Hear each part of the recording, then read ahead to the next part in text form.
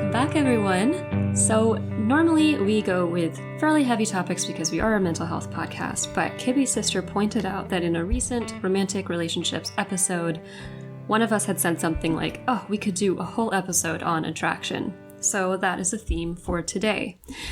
This is going to be a lighter episode. I just got engaged. Kibby's got someone new.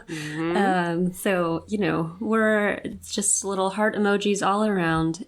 And I thought it'd be fun to talk about The Bachelor in relation to this topic, because many people have said this besides me, but the producers have really just designed an attraction machine with that show. I mean, they know how to reliably get multiple people to fall in love with a single random person taken off the street over and over and over again. So there are a lot of tools taken from science. What we know scientifically attracts people to each other. And we'll discuss those kind of point by point and then relate them to the show. Well, why don't we start by you telling everyone how you got engaged? Okay. So, I've said, actually, I don't know if I had said on this podcast that I proposed to Paul first, but he knew that was coming and I knew that he was going to propose to me.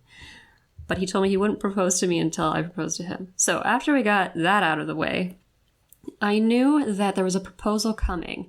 And I was like, I don't know how he's going to surprise me. It was so important for him to surprise me. And I was like, good luck. We've known that we've wanted to get married for a while. Wedding venue's booked. I know that I just proposed to you. So how are you actually going to pull this off? Well, Paul is an incredible liar, which should probably be a red flag. Cool. He only uses it for good. So far, I think. I guess I wouldn't really know, right? Because he's such a good Keep going with the good stuff. He's good at planning surprises. How about that? That's free frame. Well, he'll do this thing all the time where he'll be like, oh, sorry, I forgot that thing you wanted. Just kidding. Here it is. But he'll really have me going for a while, just so he can make me happy later on. Yeah. So, I had to freeze my eggs in the middle of December. And until the last minute, I'm planning this with Dr. Amy. Like, when are we going to go? When works with my teratoma removal surgery? And Paul kept asking me, like, well, when are you going to be back? I mean, I need to know, like, when in December or January you'll be back, because maybe there's something coming. So he had me thinking that he was going to propose sometime after I came back from egg freezing. But instead, I mean, obviously I'm getting to he proposed while I was freezing my eggs. But so I'm in California, and Caroline and Kendall, we're all staying at this Airbnb, and Kendall's down there for egg freezing. Caroline just is, same reason. And in the middle of the week, so we're filming an egg freezing documentary, actually. It's something we had started filming I had started filming the first time I was out there in California, 6 months ago. And she's making me do this painting that is totally terrible. So if you see this movie, I'm so embarrassed by this painting. But anyway, she's portraying me as this artist. So she's like, let's do some B-roll at this art gallery. So we're at this art gallery. Caroline and Kendall dress up. And they're like Bachelor girls, right? So they're looking all hot for the camera. So I dress up. And then we go and they mic me up. And we're filming the B-roll. And then all of a sudden I walk in this room and I see this painting that looks like Paul's style. And I'm so confused because I'm in San Ramon, California. And then I see his signature. And I'm like, holy shit, that's his signature. And I'm like, what's going on? And nobody's answering me. And so all these confusing thoughts come in my head. I think one of them was like, is he going to propose? But then nobody jumps out. Nothing happens. I'm like, did someone steal his signature? Did he steal someone else's signature? Like, what? And then all of a sudden he comes out and proposes. And I am shocked because I had been planning my surgery date right up until the last minute. So how the hell did he plan this proposal? Well, it turns out he had been planning with Dr. Amy, so that worked. I didn't think he had any connection to May, the director of this documentary, so that was just crazy to see them in the same room, planning this thing together. Kendall wasn't even freezing her eggs. She was just there to be my friend through this and to help plan. Neither was Caroline. And oh, what else? Then, he proposes. Yay, I'm hugging Caroline and Kendall. And then you walk out, and then a bunch of my other friends, and I'm like, holy shit, holy shit, holy shit, because it's San Ramon. Like, this is not an exciting place to be in California. I'm like, how did everybody get to San Ramon, this random suburb? And then I'm screaming about that, and then my parents come out, and then more screams. Cannot believe, like, 13 people flew out for this or something. Mm-hmm, yeah. I'm feeling very loved.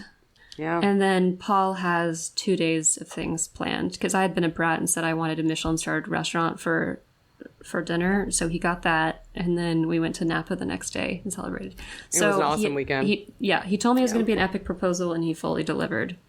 I just thought that was such a nice, almost like capstone, milestone, like whatever you want to call it. Because I remember when I first met you, it's like you were on The Bachelor, and you and I were interested in talking about relationships, and I know that attraction and infatuation and all those topics were like personally interesting to you, but also intellectually, and kind of to see like this grand weekend where like your attraction and your relationship kind of culminated in this like beautiful weekend long celebration was super awesome. So I thought it was just like it's a nice thing to see. I'm always so blown away with what the lengths Paul will go to make me happy. I mean, it's really one of the best qualities that I could have found in a person. A, because I am kind of a princess, and so I need that. But B, it's like, wow, he's going to do this for my kids too. It's like, I've signed on to somebody for the rest of my life who always goes above and beyond for everything. Yeah. And he's so good at it. He's like so creative. He's so sneaky. He's like willing to, he and Caroline Caroline also deserves like a huge round of applause. She was planning this for months. She was so relieved when it was over. She's like, God, I don't have to lie to you anymore. I've been lying to you for months. Well, I want to hear like what attracted you to Paul, but we could talk about just the different kind of principles of like how do people actually get attracted? Because I know you and I have talked about this as we're talking about relationships on this podcast and things like that. It's like, why are we attracted to the people we're attracted to? Like what happens in those moments? Why this person and not another person? Why do we end up falling in love with so-and-so? Why Paul and not anyone else that you've dated? And I don't think there's a clear answer to like why specifically one person ends up with another, but there's some reasons why we are attracted to the people we are. Yeah, there are some broad kind of principles of what attracts us to another person. So get us started. Yeah. What's principle number one? Yeah, well, the first principle is that proximity breeds attractiveness. I mean, it's super simple, but studies have shown that if you are just close to another person or live with another person or just happen to be around them a lot, that actually breeds attractiveness. There's studies showing that the people that you make friends with and end up dating in college are just the people that you live with in the same dorm. So, you just be near someone. That's number one. Yeah, I'm trying to think of that one. So I know that certainly worked for you over and over and over again. Yeah. I'm in a new relationship, and people might know that I got divorced recently, but I recently started dating one of my best friends, and we've known each other for a really long time. And that's definitely true. I think the idea behind proximity is that exposure. So if you're around someone a lot, you are exposed to them, and there's a feeling of familiarity. So there might be this feeling of home or comfort, or just something that draws us to things that are familiar to us. So that definitely worked for me. How about you? I mean, I had major commitment issues, so I think I liked people to be as far away as humanly possible, like Hawaii. So yeah. But did they use that in The Bachelor? I mean, you're basically you're living with him, right? You're living with the... Yeah, well, I think they do in certain ways, because you've become familiar with this person through past seasons of the show. And the thing is, that what's interesting is that they kind of titrate the amount of exposure you get to The Bachelor. Like, you don't actually get to spend that much time around him, but he's always present in a way. Like, the producer's always talking to you about him. He's the whole reason you're there. You're always thinking about like how to approach him in ways that are kind of catered to him. And then, but the other thing is like, since, I mean, he's literally the only rooster around. So they cut off exposure to any other man. So in that way, yeah, I mean, sure. Yeah, that makes sense. But this is why, I mean, this is why like tons of coworkers wind up in relationships. I mean, obviously Paul and I share a work environment. But yeah, tons of people meet in college and date because they have all of that. I guess they've got this long period of time together and it's like constant exposure. And it's, I don't know, it's got kind of interesting implications for dating apps because that's the new place we meet people, but they're random people across town. Like they don't have any proximity to us whatsoever. Yeah. No, it's such a different dating world now because back in, grandparents' day, you dated the person who lived down the street, right? And now it's like you're just looking at a bunch of photos of people and you have to choose that, of a bunch of strangers. So, but I guess that's why we date and that's why we spend a lot of time with them before we might feel that attraction. So I wonder though if it dampens, I mean, I think a lot of dating apps increase ghosting behavior and fuckboy behavior. And that's probably in part because you have no established connection with this person. Right. That makes sense. Yeah, they haven't been in your life. The other principle that is so common sense, but once you hear it, you'll recognize it. It's called the halo effect. They found this in social psychology, which I love. It's just that when people are more hot, they are given all these good attributes. So if you just find someone physically attractive, you think they're smarter, you think they're more successful, you think that they're more talented and better at things, and they might not be any of those things, but we just have this bias. So as soon as we see someone physically attractive, you think that they're just great overall. That's true for therapists, right? Yeah. There are studies showing that therapist attractiveness is actually one of the biggest markers for success. So sad, but yeah, it is so sad. Yeah, but watch out. So if you find yourself thinking like, "Wow, this person is they're so talented, they're so great at what they're doing, that they're so interesting and so funny," is it really all those qualities, or is it they're just really hot? Yeah. I mean, I'm sure they exploit that in the Bachelor as well, right? I mean, it's like they have these very handsome, very beautiful people. Yeah, they only pick one person. Also, it's funny, the proximity thing I was thinking about, like, this is probably one of the reasons why they can never have a gay bachelor, because all of the men in the house would just fall in love with each other and live together. Yeah, the proximity effect would be, plus the halo effect and all these others. Yeah. So. What did they tell you about the Bachelor? Like, what did your producers tell you about the Bachelor behind closed doors, or as you're getting ready to meet him, or? I mean, obviously just nice things until I was ready to break up with him, and then it wasn't anything bad. They didn't say they weren't gushing about him over and over again. So it wasn't like I felt that they were being all that manipulative. They were saying things like, he's a mature guy, like he's actually ready to settle down. He's actually pretty cool, like he's bilingual and really well traveled and like has a cool job. I mean, he's actually really. So I mean, those are all things that I liked about him. I mean, like kind of maybe some might say superficial aspects, but another thing they said about him, this isn't necessarily like.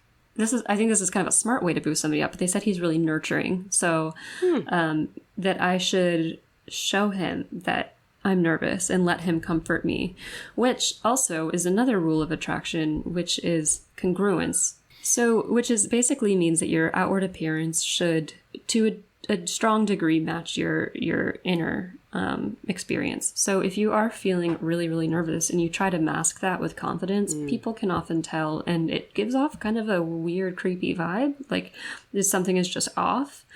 I think this is kind of funny with The Bachelor, because I think a lot of people go in really nervous and insecure, and then they seem so overly confident that it's a bit of a joke, and then it really turns off other people. Yeah. No, that makes sense. I think that I interpret that as that we are attracted to authenticity, right? It, like when we see that someone's trying to hide something of themselves, like it puts you on edge. I think genuineness breeds genuineness in other people. So I feel like, you feel more relaxed and accessible when you're actually like, I'm nervous, instead of trying to fake it. Yeah, you're right. That is pretty common sense. Yeah. No, all these are common sense. I mean, that's the funny part. The other principle I was thinking about and I just read about is of the reciprocity, where I think there's a lot of focus on the chase, like one person loving another person and that breeding attractiveness. But actually, no, it's actually that you like people who like you back. Mm-hmm. So if you find out that someone likes you and is attracted to you, you're more likely to find them attractive as well. Yeah, at least I guess when you're of a more mature age. I mean, I don't know. I can remember when I was younger and like as soon as somebody liked me back, then I'd be like, ew, that's gross. I don't like them anymore. But I think as we get older, that becomes more and more true, potentially. I mean, there must be some flirtation, right? One true. thing that finding you attractive versus like wanting to be in a relationship with you could be two different things. So we're talking about those initial stages of, ooh, like they just kind of like look your way. Yeah. And I guess that actually goes along with other research I found, which is that, you know, I mean, obviously we're attracted to people's faces and how they look, but what really pulls people in is availability. And so basically showing with your body language, I'm open to this interaction right now. So examples I read is like if you're holding your wine glass in front of your stomach, that signals unavailability. If you're clutching your purse, having your arms crossed, you know, not making eye contact, then that's all it's just giving signals, you know, that you're not available, and then there's no excitement created by that. Do they coach you in any of these things in The Bachelor? I wonder how much of it is just they let you just go on your own and do your thing and be yourselves, or do they actually kind of give you some tips about how to be attractive or how to make this work better for you? Or not like, oh, you'll do this and be more attractive, but they might say, okay, one thing is that you go in and you're already in a dating scenario. And so what I noticed immediately about Ari is that he had very open posture and he touched me immediately. And so, you know, I come out of the limo, he twirls me around, we hug. So there's some initial contact. By the way, more research shows unexpected touching. If somebody is showing you open posture, they seem to be digging you. Then if you start touching them, like their shoulders, and then obviously if you're getting good signals from that, maybe their wrist, neck, something like that, then that can increase dopamine.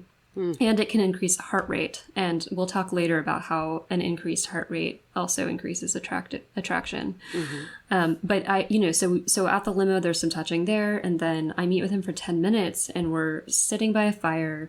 We're, obviously open towards each other. And then I think we are either holding hands or one of our hands was on the other's knee. So you go in like already kind of in that scenario. Like The Bachelor, I think, is just almost like allowed to be flirtatious. Yeah. Flirtatious, yeah. And then I think the producers will say, you know, if you're somebody who's got their arms crossed a lot, they might say like, hey, you seem really nervous or not interested. Like, do you want to... And then, of course, the first kiss is like a really big deal. So I remember one of my producers handed me, it was right after my wrestling date, and I'd gotten the shit beat out of me by Crystal. And he handed me this like Tiger Balm. Do you know what that is? Yeah, so, like for sore muscles. Hot. Yeah. Yeah. So he was like, why don't you like give this to Ari and ask him to massage your shoulders? Which I didn't do. Instead, I just kissed him. I'm like, I always kissed guys first. But it was like I went into that interaction. I didn't even need the Tiger Balm because we were so much... I don't know if Ari knew like this is the week to kiss all the girls or something, but we were always already sitting like super close and cozied up. But that's the point. Like they'll kind of help you along. Yeah. Interesting. It's like attraction coaches, those producers. It's fascinating. Whenever I watch The Bachelor, I always think to myself how much the competition or just like the scarcity principle. There's one man and all these beautiful women must want him. And I was like, that's such a good recipe for like increasing that man's value, but also making this like put this guy on a pedestal. And I was thinking about the like, does being hard to get right? Does that actually increase your attractiveness to other people? And actually, research shows that no, that it's if you're just hard to get in general, that's not more attractive. Yeah. What's more attractive is if a person is generally hard to get, except for you. So if it's easy for you to get, but has your reputation of being difficult for other people, so it's like selecting you find that more attractive than just someone who's just hard to get. I thought that was kind of cool. It is cool. Yeah. I mean, it's funny. Like, again, in high school, I think I just went for whoever was hard to get because, I don't know, I didn't know who I was. But after that, I would get so turned off by men who were like acted aloof with me or towards me. And it really was only, I guess, going back to this reciprocity thing, like, yeah, I was really only interested in guys who seemed charmed by me. And, and that's certainly true of Paul. Like, Paul was a serial monogamist, but he, in like all of his other relationships, he'd been the one to end it, and he'd been really distant with them, like wanted a lot of independence. And then with me, it was like completely different. Just, you know, obsessed with me. Pathetic. No, but that's so intoxicating where, it's kind of like all the rom-coms have this where a guy is like hard to get, a bad boy, and then he turns for you. And I remember so many moments of having a crush on someone who's like people want, but he's like unavailable, and then I get them. It just feels so like, and then afterwards I was like, wait a minute, I didn't actually like them that much. It was just it just felt, it makes you feel special. It makes you feel wanted in the special way. Well, and that narcissist I dated, I mean, I just saw him as like, because he, you know, he's CEO and like, oh, so rich and smart and amazing. It's like, wow, like only the luckiest of girls could get him. And then he turned his eyes on me. It was irresistible. So... Right. Well, maybe don't fall too hard for that one, but it is good to like men who like you back. Yeah, or be attuned to if they act like they're the only one and they're staving everyone else off. Maybe they're just doing the same thing to everyone. Maybe they're doing this trick. Right. Okay, so there's that. There's the hard to get except for you principle. Yeah. And then I really love this. It's called the shaky bridge experiment.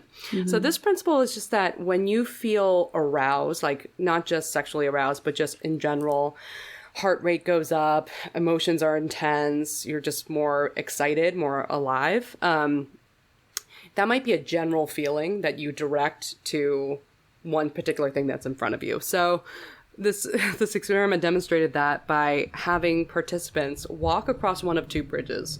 One is a totally stable bridge, you know, like well engineered, you know, nice view, walk across, nothing, you know, no problems there. The second one was a shaky bridge, you know, the one that kind of wobbles side to side as you go over. And then they had an experimenter woman, like someone working for the experiment at the end of the bridge to help them off the bridge and say, if you need anything else, just here's my number. You can give me a call at any time. And men who walked across the shaky bridge were much more likely to call this woman and ask her out on a date than men who walked across the stable bridge, because their fear, their arousal was actually just attributed to their attraction to when they saw the woman experimenter. So, you know, it's just really scare someone before you go on a date. I mean, I think this is one of the most applicable rules. And also I really like imagining being the research assistant chosen for this, like, or not chosen, you know? Like, yeah. Well, and then like, do you get your numbers right? What? I mean, they use this on The Bachelor all the time, right? I mean, this is like, this is one of the main rules of attraction that they use on The Bachelor. They always, obviously there are the bungee jumping dates and the skydiving dates and things like that, and you always see them afterwards create a fairly strong bond and feel like they just lived through this huge event together. Oh my gosh, now they trust each other for some reason just because they were strapped into the same bungee cord. But overall, right, like whatever you do, you're probably going to be nervous going into the date, because being on TV and getting your one chance at The Bachelor is just such like a heart racing adrenaline. You always forget the whole, the whole background of that there's a camera crew on you guys all the time. Right. Yeah. But there's this part of it, which basically, like, if you can get your adrenaline up, and get your heart racing, then you're going to be more attracted. But I think this can also go along with another principle of memory. So I used to work at an experiential marketing company, which basically means that brands would pay them not to create banner ads or something like that, but to create a whole event that showcased their brand in different ways. And so basically I was tasked with like doing research and writing a white paper about how creating lots of different and drastically changing emotional experiences will increase your memory for an event. So for instance, they did a hotel for, I believe, Jack Daniels, and in one room, there's like a sexy pillow fight. People are pillow fighting. So that's getting your adrenaline up, right? And then in another room, you go in and it's this dude like singing a ballad. You give them your name or something, or like what you want them to sing about. He makes up this like depressing ballad. And so then you're more calm and maybe sad. And then you go into another room and you're ushered in by tons of people, and you're taken to a stage. You press a button and it says DJ, and then like glitter falls from the sky. So that's getting the emotions up too. This is basically what Burning Man is. And I was about to say, I want to go to whatever party you're talking about. I never got to go to this one. Okay. Yeah, but I mean, and actually the CEO of this company took a lot of inspiration from Burning Man, because Burning Man is like, 115 degrees during the day, 45 degrees at night. And so you just go from like different kind of survival states of being. And at one moment you're at the Dr. Bronner's like suds party, so you're all naked with a bunch of people soap sudsed up, and then at another time you may be like at a totally calming sound meditation, and then you just go back and forth through these experiences all day long, and then it's the most memorable thing you've ever been to. So I think where this comes into with attraction is, and research has shown that basically you change environments as much as possible without it being chaotic. Like that can really increase the memory for the event and the feelings of attraction. So a date, maybe put something really unique in there, or take them not just to dinner, but like a cocktail place first, and then a dinner with a really different vibe, and then like a bar after that for after drink cocktails. That makes total sense. That I just read that that actually is a principle that car salesmen use. Yes. Yeah. Okay. I don't know if we're thinking the same thing, but like they talk about the car in, when they're in the shop or driving and somewhere else, because it makes you think that you've been considering at least they explain it, like it makes you think that you've been considering this car for a very long time. But I guess it does like enhances memory of all these different contexts. That's so interesting. Yeah. Huh. I love how applicable it is to dating. And like, I mean, I wouldn't want to, do something. I wouldn't want to go rock climbing on a first date with somebody. But if on a third date you do like rock climbing or ice skating or hot sauce tasting or something that like really gets the heart going, then that can bond you. Well, I mean, your engagement was first at a gallery and then at a Mexican restaurant and then a boat tour and then a Napa Valley tour. So good job, Paul. Yeah, and he really learned, because at first it was just like, do you want to go to this dive bar? Still worked for you, though. Possibly because one of the other rules of attraction is self-disclosure. Mm-hmm. Yeah, I mean, this is just an intimacy principle in general.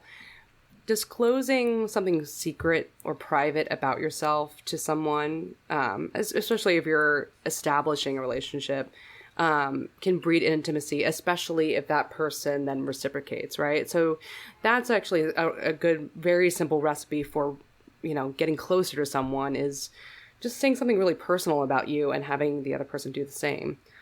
Now, not TMI, try not to overshare, right? If you're just going on and on about your hygiene or some other kind of private stuff and they're not reciprocating, that can take a hit on attractiveness, but in general, self-disclosure is a big one.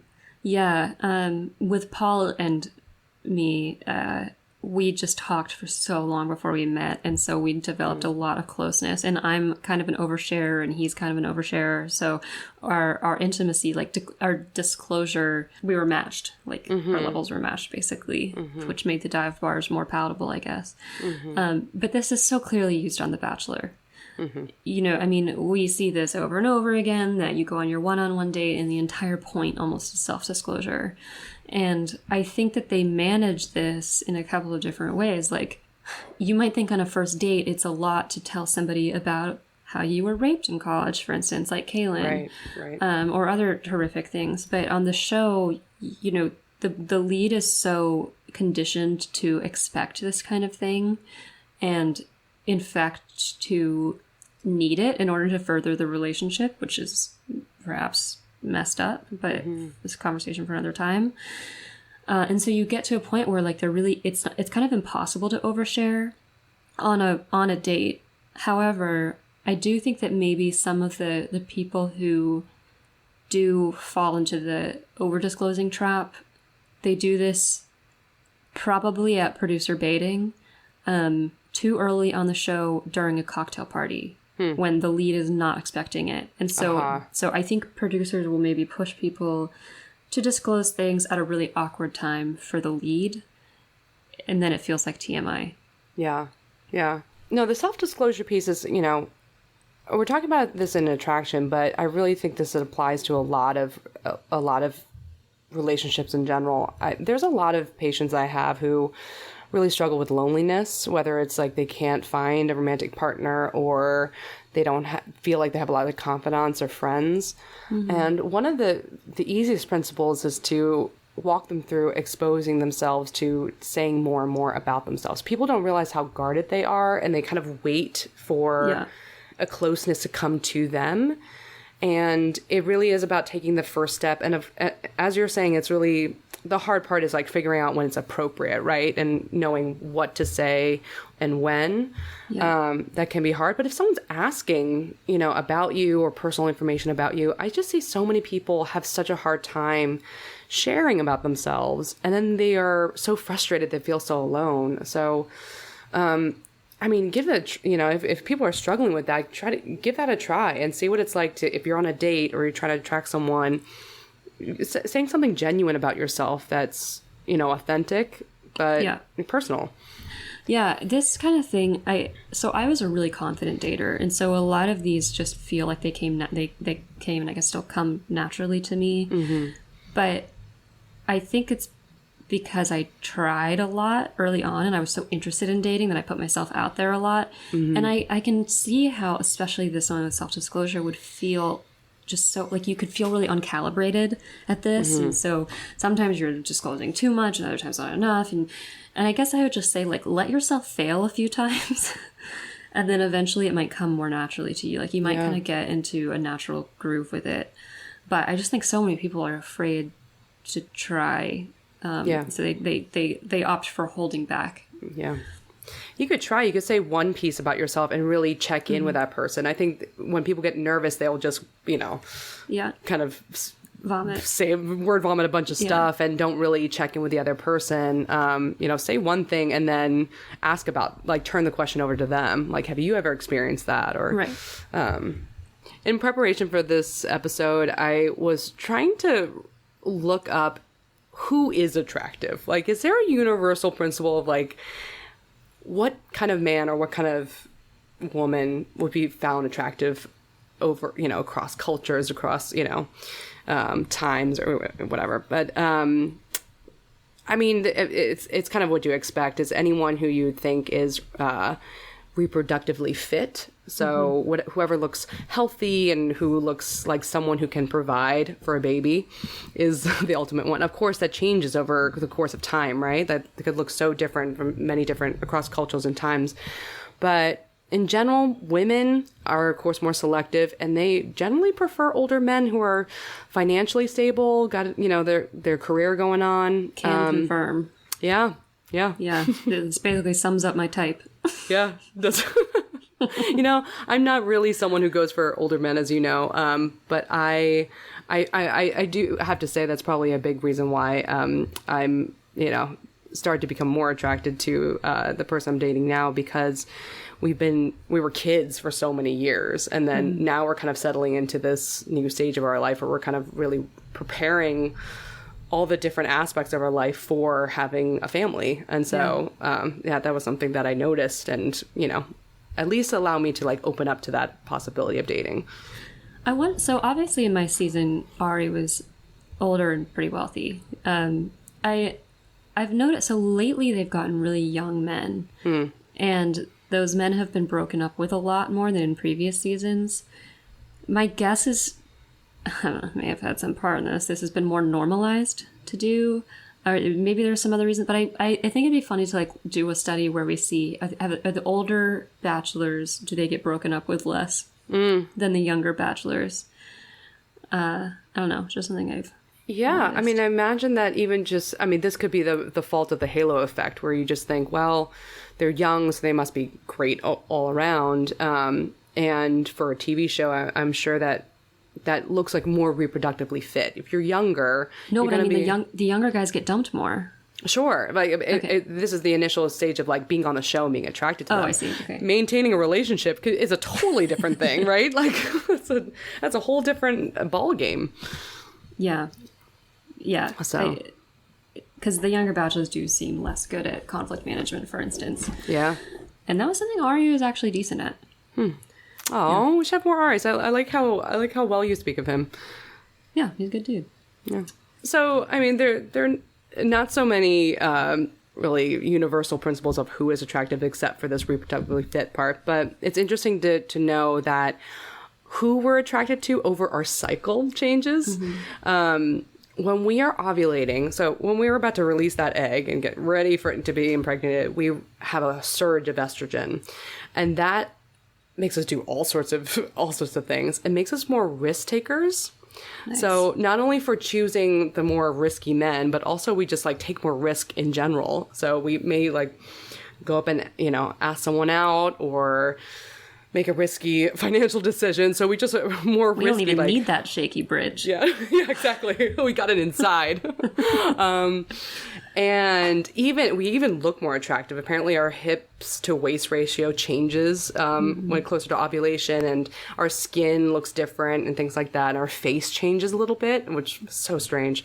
Even to the point that there's a study that demonstrated that strippers make an average of $90 more during ovulation than when they have their period and when they don't ovulate. So that's awesome. Yeah.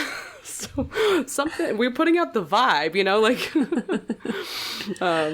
but yeah, this is all unconscious. Like if you were to ask women if they would choose like a riskier man or not during ovulate, they'd be like, no way.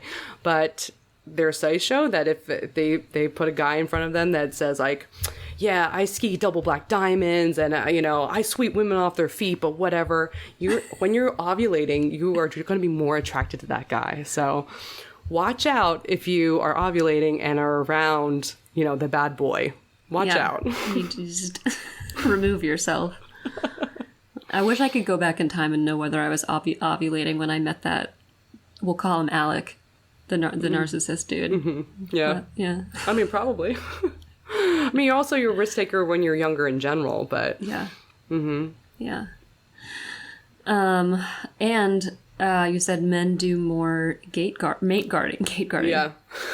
Yeah, I mean, the men also respond to the, obviously, like, it's interesting that unlike other animals where ovulation is super obvious, like their butts turn red or something like that, we don't actually telegraph that obviously when we're ovulating. They don't know why. They think that might be because that actually breeds monogamy, that the man has to just be around all the time just to, it keeps the mystery alive or whatever. It keeps us in control of when this happens, right? So it's not like suddenly we're over for business and everyone's attacking us. It's like we could kind of, have a little bit more selection around if men don't know when we're ovulating. But men, of course, are more attracted to us during that time. And they do more mate guarding, as you said, which is like, trying to, fend off other men, ask you like, where have you been all night, or like trying to check your phone, you know. So they're more possessive over you when you're ovulating. So. Typical. Women are having fun, fancy free, and then they just have to come and rain on our parade. Yep. Yeah. I mean, these are all fun things that we're talking about, and I know that we often talk about like the darker side of things in this this podcast with their mental health issues, and there of course is a darker side of attraction, right? I think that I've spent regrettably a lot of my 20s being so infatuated and having I was just obsessed with crushes. I just was such a crusher for so long, and really like almost like obsessively like to stay there. I like to stay in this period where I really wanted someone and they didn't want me back. And I was always wondering what's wrong with me. Lots of stuff, you know, but specifically it's, you know, just learning a little bit more about how our reward system in our brains respond the same to love and attraction as it does to like methamphetamines. Mm-hmm. It kind of gives a perspective like love is a drug, right? And we respond to it like addiction. It's a reward. We get the dopamine hit when we're, you know, get that crush, you know, or something like that. Yeah. So. I mean, hormones are such an important part. So other studies are showing that prolonged eye contact, as long as it's not so prolonged that it's creepy, increases oxytocin. This even holds for humans and dogs. Mm-hmm. So if you gaze into somebody's eyes for a very long time, you know, you can have feelings of love. Obviously, certain types of men are generally better at this than others, the charming kind. And I believe, I would need to reread the research on this, but orgasm produces pretty heavy doses of at least oxytocin. But so regular sex can bind you to a person and make them more addictive to you. So that's another thing. I mean, that could, it might cause us some pause before having a bunch of casual sex. Not that I think that there's anything morally wrong with that at all. Yeah. So I think that sadly, you know, this could be an addiction, right? I mean, all this is meant to be a good thing and really attach you to a good mate, but you know, there's just some times where you could just be addicted just to that initial stages of infatuation, or even just knowing love is a drug, that all those abusive relationships we talked about, where there's a cycle of you get in a fight, you break up, and then you have great makeup sex, and you make up, and you have a honeymoon period, and then it goes back and forth. That's actually like a withdrawal. That's like a drug withdrawal cycle where you have the drug, you're in honeymoon phase, you get rid of the drug and you feel like that withdrawal, and then you have the hit back. So, well, you know, and remember what I was saying about experiential marketing too. If you have these vacillating extreme emotions, you're going to remember it more. You're going to get addicted to it. You're going to be more drawn to it. And so, you know, if you're in one of those kinds of relationships, it really might not be that there's anything that great about the guy or the girl. Yes. It's just this hormonal swing. That, Yeah, I think, you could think about that where, you know, I think it's, especially if people are in those kind of, you know, tumultuous relationships, it could feel like, wow, this is the most intense love I've ever felt. But we kind of know from at least the abusive relationship research that might not be it. It just, the ups and downs might just be addictive on its own. Mm-hmm. So don't let that trick you to think that this is the one because of that. So... unfortunately. Well, on that downer of a note, let's try to summarize and see if we could like construct if we can make our own attraction machine. Okay. It already exists. It's called The Bachelor. Right, exactly. How are we Halo effect, get someone hot, you know?